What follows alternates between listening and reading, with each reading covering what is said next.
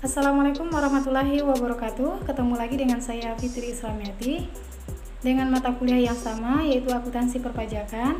Di sini saya akan menjelaskan mengenai konsep dan pencatatan dari kewajiban jangka pendek berupa utang pajak penghasilan, utang pinjaman, utang atas sewa, wesel serta dividen. Yang pertama, akuntansi utang pajak penghasilan pasal 21 atas pembayaran gaji karyawan.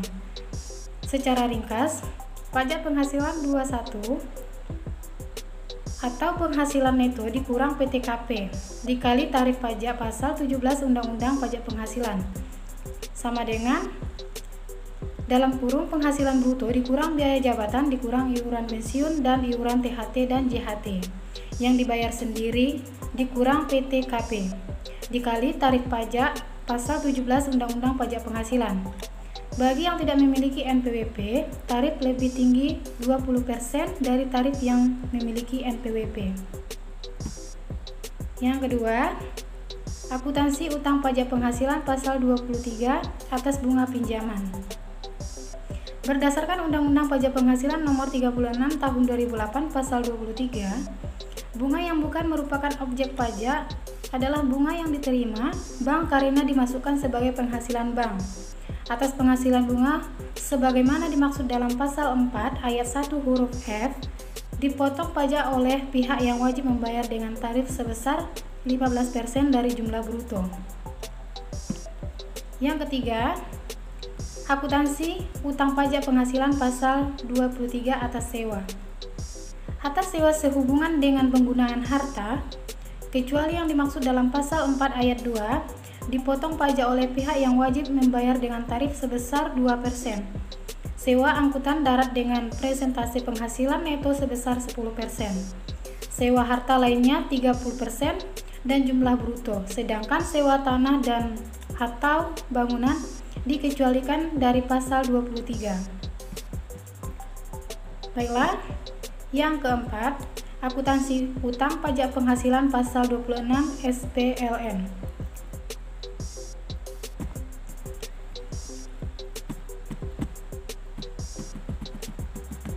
Atas penghasilan yang bersumber di Indonesia yang diterima atau diperoleh wajib pajak luar negeri selain bentuk usaha tetap di Indonesia dipotong 20% dari jumlah bruto oleh pihak yang wajib membayarkan dividen, bunga termasuk premium, diskonto, dan imbalan sehubungan dengan jaminan pembelian utang, royalti, sewa, dan penghasilan lain sehubungan dengan penggunaan harta, imbalan sehubungan dengan jasa, pekerjaan, dan kegiatan hadiah dari penghargaan, pensiun, dan